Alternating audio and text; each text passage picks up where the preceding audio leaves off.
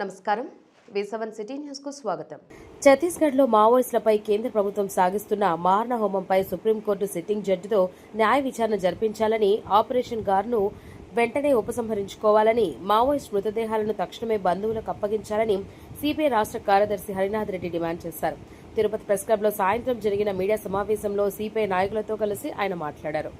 శాంతి చర్చలకు సిద్ధమైనారు కాబట్టి చర్చించి వాళ్ళు ఏ సమస్యపైన అయితే పోరాటం చేస్తున్నారో ఆ సమస్యను పరిష్కారం చేయాలని చెప్పేసి మేము డిమాండ్ చేస్తున్నాం. అదేవిధంగా వామపక్షాలు, ఇతర రాజకీయ పార్టీలు కూడా డిమాండ్ చేయడం జరుగుతూ ఉంది. కానీ ఈ విజ్ఞప్తిని కేంద్ర ప్రభుత్వం పెడచెవిని పెట్టి తాము అనుకున్న ప్రకారం ఈ ఎన్కౌంటర్లు కొనసాగిస్తూ ఉంది.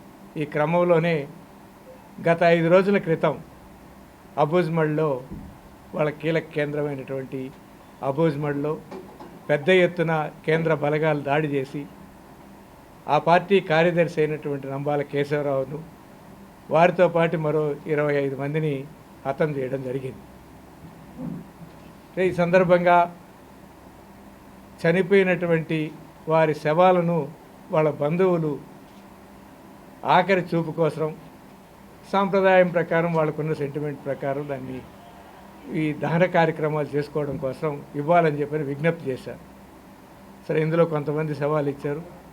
కానీ ప్రత్యేకంగా మన రాష్ట్రానికి సంబంధించినటువంటి కీలక నేత అయినటువంటి పార్టీ ప్రధాన కార్యదర్శి అయినటువంటి నంబాల కేశవరావు కానీ, సజ్జా నాగేశ్వరరావు కానీ, సంగీత, వాళ్ళ శవాలు మాత్రం ఇంతవరకు వాళ్ళ బంధువులకు అప్పజెప్పల.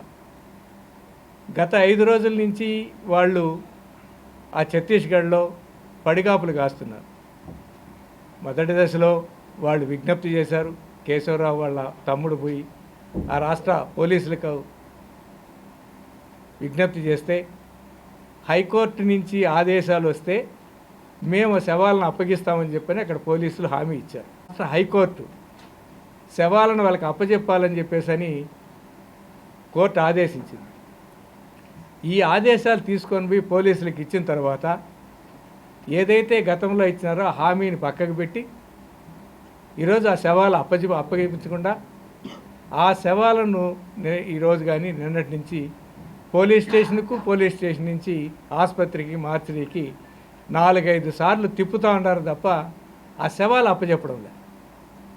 అంటే ఈ రాష్ట్ర ప్రభుత్వం, కేంద్ర ప్రభుత్వం ఏదో మావోయిస్టులు లేకుండా అంతమొందిస్తామని చెప్పేసి మన అమిత్ షా గారు పెద్ద ఎత్తున ప్రకటన చేస్తున్న బీరాలు పలికారు. ఇప్పుడు ఈ శవాలు అప్పగించకన్నా జాప్యంలో తెలిసేది ఏంటంటే, శవాలు అప్పగిస్తే ఏదో సమస్య వస్తుందని, శాంతి భద్రత సమస్య వస్తుందని చెప్పేసి ఒక తప్పుడు సమాచారాన్ని ప్రజల్లోకి తెస్తున్నారు.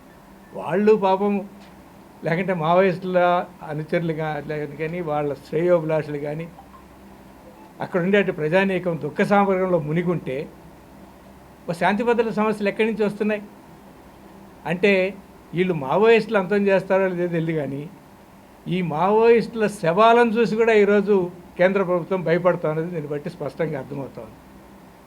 చనిపోయిన శవ